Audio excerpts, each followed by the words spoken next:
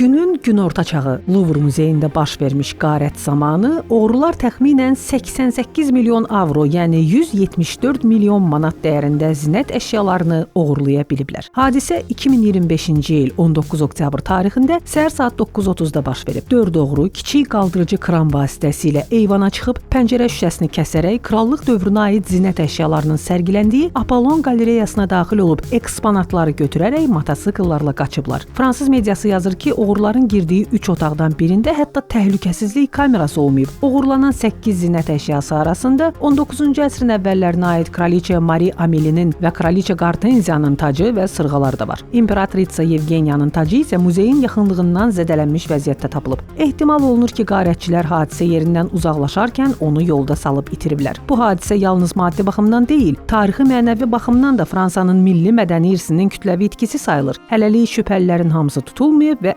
əşyaların tapılacağı ehtimalı azdır. Turistlərin həmişə çox olduğu Louvre kimi muzeydən bazar günü işıqlı vaxtda bu cür qarətin baş verməsi təhlükəsizlik və mühafizə məsələlərini önə çıxarıb.